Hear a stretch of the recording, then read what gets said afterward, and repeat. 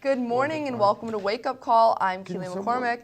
As you can see, my co-anchor is not here right now. Malik is running a little late. We'll see if he's here later on in the show. But coming up on today's show, we have a lot of important news for you guys coming in from Washington, D.C., plus some information on homecoming, the football game, where to be and what to do, and maybe even later on in the show, some dad jokes for you guys. All that and much, much more, because Wake Up Call starts right now.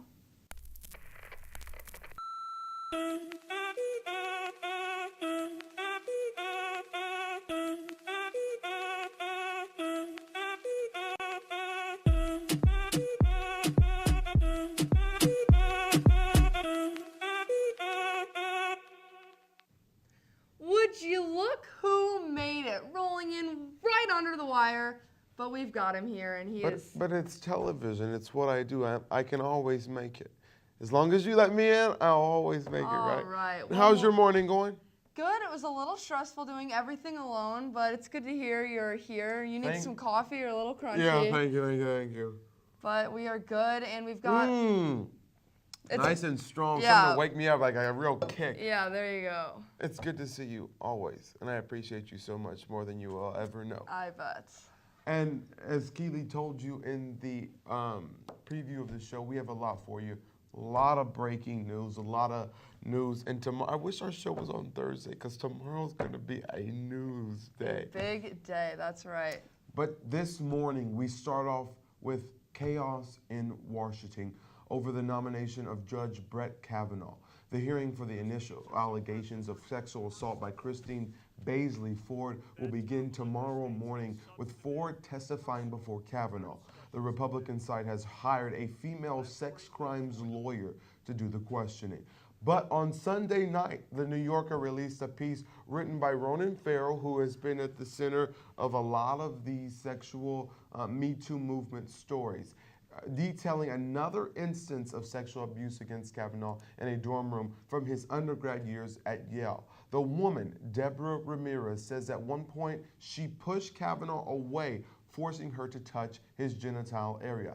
Kavanaugh still unequivocally denies both allegations. The president has come out strong in defense of Kavanaugh, calling the allegations a con game. Take a look.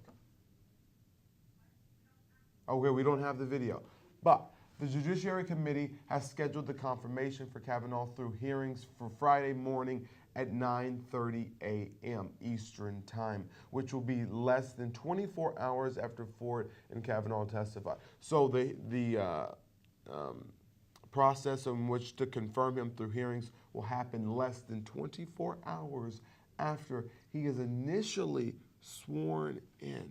That's right. Or after the hearings between Ford and... There you go. I mean, that's striking because they won't even have time to digest that information. Yeah. And if you thought that was enough for Washington this week, you thought wrong. As the Deputy Attorney General Rod Rosenstein's job weighs in the balance, it was reported that Rosenstein would resign. Then that changed to that the president was firing him, and through all of that, neither happened. Instead, he will meet with Donald Trump tomorrow at the White House. The White House has remained mum on what exactly will be discussed at tomorrow's meeting. So tomorrow is going to be a big day. You got Kavanaugh and Ford at the Senate testifying. Then you have Rosenstein at the White House. All is happening tomorrow morning. That's right. That's why I say I wish our show was Thursday. Maybe we'll put an extra show in this week. Tune in tomorrow at 9 a.m. We may have a show. Once a famed legend for his work on and off the screen, sits within the four walls of a prison this morning. Yesterday, the judge in the Bill Cosby trial sentencing Cosby to 3 to 10 years in state prison. Cosby was proceeded to take his coat and tie off. He took his coat and tie off, and he was put into handcuffs. His legal team and his publicist came out and made a statement. They already were ready for an appeal. They've already filed their appeal.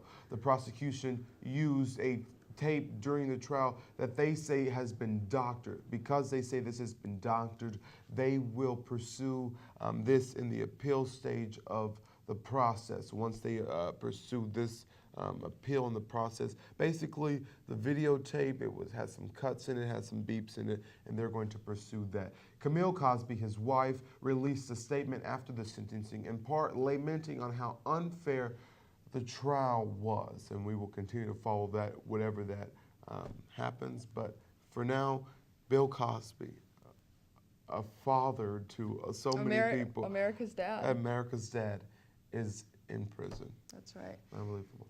And now to a story that you never like to see. Maddox Rich, a 6-year-old autistic boy out of North Carolina, has gone missing. The last time he was seen was Saturday at the Rankin Lake Park. Local, state, and federal authorities are all hands on deck trying to find this little boy. His mom had a tearful message for the public late Tuesday, so let's take a look at that.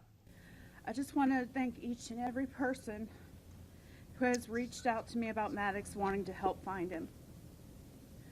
I would appreciate it if you were at the park Saturday and saw Maddox. So please, urgently, please, call the tip line, please. The police have put out a $10,000 reward for the return of Maddox Rich. That is an absolutely heartbreaking story. I really hope that they can find him and figure that whole situation out. Yeah, that is a very, very sad story. It's never what we like to see, a mom pleading to have her child back. Help her, and if you know anything, if you're watching Wake Up Call and you saw that and you know anything, absolutely do your most to return that boy home, because not only is he a child, he's also autistic, so he can't, do things on his own. So certainly help out if you're able to. Continuing on, Donald Trump addresses the United Nations General Assembly yesterday. Trump had nice things to say about the North Korean regime, but very harsh words for Iran, asking all nations to isolate from Iran's regime. The statement that caught many people's eyes was when the assembly laughed at Donald Trump. And do we have the clip? My administration has accomplished more than almost any administration in the history of our country. America's so true.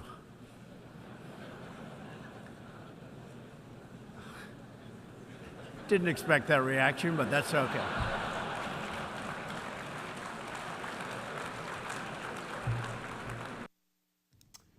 And there you saw the moment where the entire, it was ironic because they say there's a tweet for everything. And so every time he said something, someone looks up a tweet that he's seen from the past. And then He loves Twitter. No, how about this? He tweeted back, I'm not sure when, he said, it was about Obama. He says, something about Obama being laughed at by all the world leaders or by all the world. And it was ironic that Donald Trump was up at the United Nations Assembly, the General Assembly, and everyone was laughing at him. It is ironic. Well, moving on, in a trend that started at the height of a no-tolerance border policy has stretched over to this highly tense Supreme Court nomination process. That trend of protesters walking into restaurants and taunts public figure, well, it happened to Senator Ted Cruz and his wife at a high-end Washington, D.C. restaurant. Senator Ted Cruz's opponent in the Texas Senate race, Beto O'Rourke, came out and denounced the protesters. Absolutely.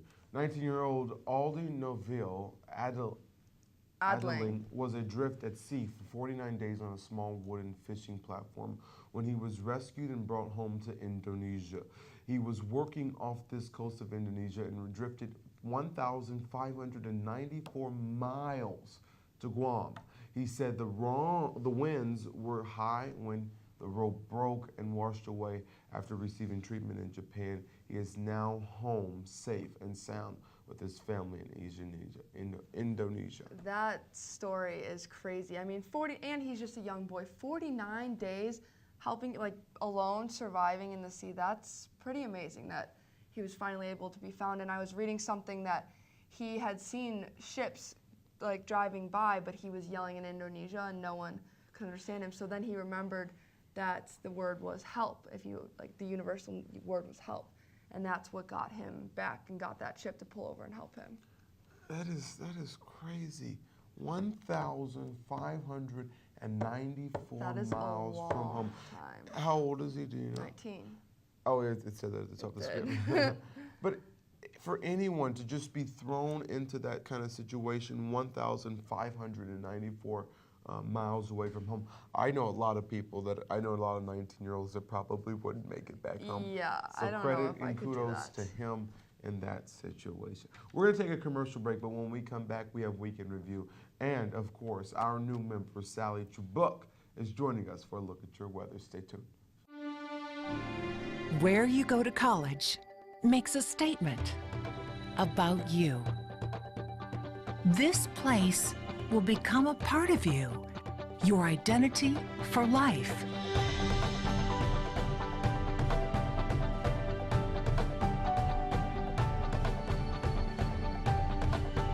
The University of Kansas, a great place to be you. Guess what, guys? Keely has on the fancy swanshy pants You today. can't even see him. I Here. know. I wish we could do like a stand-up shot. There There you you go. go. Fancy, Nice fancy, yellow to fancy, bring out some fancy. sunshine today. And now it's time for my favorite segment. Every single. Week in review. There we go. Are we? Finishing each other's sentences. Oh no! Have you seen the Frozen song? Yes. Finishing each other's Sandwiches. sandwiches. There we go. I heard that for the first time and I almost passed out laughing. But it's time for Weekend Review, so let's go. After almost 3 weeks since Botham Jean was shot and killed in his own apartment, the officer responsible, Amber Geiger, was fired from the Dallas Police Department. Geiger is charged with manslaughter. Dunkin' is getting rid of the donuts, not so fast, just in the title. They will still sell donuts, but they're dropping it out because their name, they don't want to limit what they can sell. And we will discuss this in further detail later on in the show. So are you a Dunkin' fan I am or a an- Starbucks fan? That's a Oh, you 'cause I Malik, see you you with- know me. You know me. I don't. But 'cause Star- I see you with Dunkin' a lot. Starbucks is $3.17. Dunkin' Donuts $2.53. So Dad likes Dunkin', you like Starbucks. Well, it depends. I like hot coffee from Dunkin', iced coffee from Starbucks. There's but a Dunkin', variation. It takes me 6.5 minutes to get to Dunkin' and back, and Starbucks takes me 10 because I have to go inside. Interesting. Yeah, So I've got it all mapped Well, out. it sounds like Dunkin' is winning. Recently, Dunkin's been winning in my book. I have not been to Starbucks much this You know, year. I haven't. I was never a big. I'm not a big coffee guy. Not a big Malik's a donut big guy. cream and sugar with a side of coffee guy. Something like that. But recently, I have been drinking coffee a lot. I don't know why. Bad thing. I don't know. Good thing. But I think Dunkin's better than Starbucks. I think Yeah. the quality you get what you pay for. Versus Yeah. Starbucks, you get some watered down, already too sweet mess. Well- before you can ask Keely for 6 sugars, it's a mess. Am I wrong? Yeah, you're wrong. Oh. You do not understand Oh. what goes into the making of coffee. They're just brewed differently. You know what? She's gonna get upset because this coffee's her thing. I'm Come an on. avid coffee drinker. Well, this is The just. Starbucks cup. Oh, well, Only this does. isn't from Starbucks. This Oh, I is know just it's made not, at but home. the cup is. I'll be heading to McLean's after this, though. That's a great. They have great man. coffee. Well, so what's your final answer, McLean? It depends on my mood. It's not black and white, Malik. It's black gray. and white, It's and not Dunkin' is better. Continuing on, in a monster deal, Michael Kors plans on buying Versace. No word on exactly how the transaction will take place, but according to people close to the situation, the Versace name will remain as of now. And the companies, the reason for this, the companies say, is because they want to compete with more of the European brand conglomerates, because in Europe they have these big clothing brands that are, Yeah. 3 or 4 different brands within that ownership. It's very interesting, though, because Michael Kors is more of a, what's the word? Marshall Ross kind of bag. Yeah, it's more Versace, affordable. It's Yeah. like more, a lot more people have it. It's just an easier bag to own. Versace, I mean, I have Versace perfume that I can get from Marshall's sometimes. Like, Versace is a big, expensive brand name. So it's interesting that Michael Kors, which is more of a practical purse for middle-aged girls, middle-aged women to just have, it's a good purse, not too bad, to be buying this huge, expensive brand name. I don't know. It's crazy, the idea of a brand that is not on the level of Versace being able to buy Buy it, yeah. That is striking on so many levels, but I don't know how much we're gonna, when people are, estimating that we'll see Versace in stores all across the country. Well, I don't know if that's true because right now Versace is sold in store at 200 stores around the world. Yeah. And now Michael Kors is trying to take that to 300 stores. Yeah. So I don't know if we're going to I don't think, because according to their press release, the name is not going to change for Yeah. Versace. For Versace. It'll So stay the same. I don't even think we're going to feel the effect. It's going to just feel. Yeah, it may be more of a behind-the-scenes change that doesn't really And change the anything. same people that have been running Versace for years will still be behind Yeah. the newest ideas and the brands for that. Well, I'm sure that story will continue to develop, and we will keep you guys updated on that. But for now, Weather Gal Sal is back for our weather update. I like it. Weather Gal Sal. Yeah, Sally? Sally. Thanks, guys. Now, speaking of shopping, it's now starting to be sweater weather. Start heading down en masse with some cool winds heading our way. It's going to be nice and sunny for 79 today with a great long sleeve and shorts kind of day, or even just some jeans and a t-shirt like I said last week, and you'll be comfortable. Maybe a little backpack sweat in that sweatshirt, but you're going to have a great day. Moving on to this week, or into later tonight, actually, you're going to have the cooler temperatures heading down, and the wind might pick up a little bit. It will pick up a little bit, actually, moving into a forecast for rain maybe coming up on Saturday. So we do have prediction for scattered storms coming up against the game for OSU here on Saturday, but it's going to be a good day for tailgate. Winds are going to be calm, but the weather's going to be set at 70. It's going to be partly cloudy and partly sunny, and you'll have a great time outside. Not too strong winds to knock over your cups, but strong enough to keep you cool. And then heading on into late night, it'll be maybe isolated storms, but it might be after midnight. So around 12 a.m., you'll start to see clouds picking up and a little bit foggy in the night sky, but you'll be fine for late night when you're waiting in line. And then, like I said earlier, tonight it'll reach to around 48 degrees. Get ready in those, you might get those sweatpants out and those sweatshirts. It's time to bundle up when it gets cold at night. The humidity is going to pick up, so we're going to have a chance of rain this weekend. And thanks, guys, and back to you. Thank you, Sally, for that. I'll certainly be anticipating that rain. I don't want to hear I that. don't want to rain. I like the sweater weather. You know what? I used to love that kind of weather, but like right now, it is so cold outside. It's Last 48, night, it was Malik. It's so not that cold. It's going to get a lot worse before it gets better. It is cold. It is cold. I can deal with 48 after a hot summer. Just wear sweatshirts and sweatpants. You're comfy. But once it gets into like the 30s, that's when I start skipping class, staying in bed all day. That's when you start. You don't start at the beginning of the semester like me. No. You just wait for the weather to get bad. Yeah. And then you sit. I think as long as I could deal with any temperature as long as it's sunny. Right now it's not. When I walked in, it wasn't sunny. I guess the sun wasn't up yet because it was so early. You were still sleeping. I was. Still But as long sleeping. as the sun's out, I can deal with any type of weather. But I don't know. You know what? I can't deal with the cold weather. I used All right, to be. well, maybe fun you should head out to California. Fun fact, viewers, I lost 110 pounds You did. recently over a year period. And I used to love the winter. But now, I hate it. What do you think the change was there? Lose 110 pounds, hate weather. How I does don't that? have enough body fat to keep me warm anymore. Maybe you should invest in a jacket. No, I have great A jackets. parka. I have a great jacket. I have a great jackets. A but great jacket. I can't deal with the cold. I don't know why you. I guess you're from Chicago, so you like that. Chicago. Or That's right. 45. Or, I can or deal with 45 it. minutes out. Okay. Oh, whatever. All right, moving on. Big weekend this weekend. Homecoming and the annual late night in the fog will occur this Friday. Coach David Beatty has a special announcement. Not only will fans get the chance to see the new players and get excited for the season, but football coach Beatty said, quote, "I think 2 Chainz is going to be there, which is a big deal, you know." Well, Coach Beatty, that is a pretty big deal. Last year at Late Night, Lil Yachty made an appearance, and the year before it was Tech 9. The event starts at 6:30 p.m., so be sure to head over to Allen Fieldhouse for an exciting night in the fog.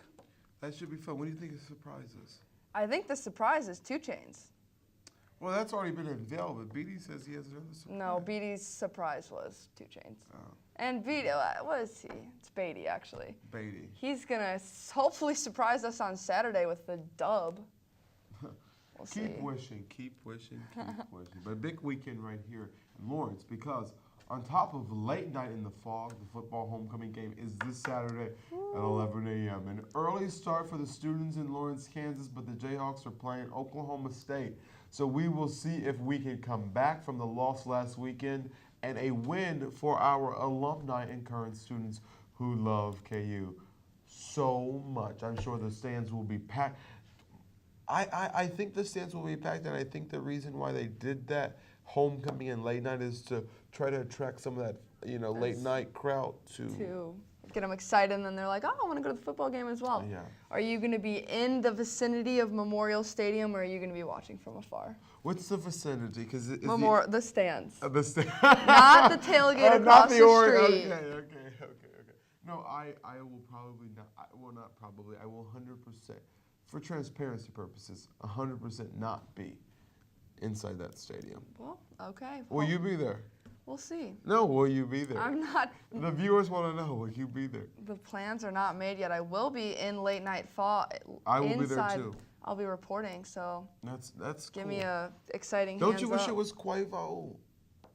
I wish it Quavo was, Huncho. I don't know, 2 Chainz is good enough for me. You think? Yeah. He's a pretty good rapper, very established rapper, and if you ever make it down to my state, Georgia, you'll see his pink house. You are from Kansas. I feel the need to remind our viewers every week that you aren't from Georgia. Your mom moved to Georgia freshman year of college. And I'm from Georgia also. We have a lot more in the show for you, so stay tuned. We'll be right back on Wake Up Call.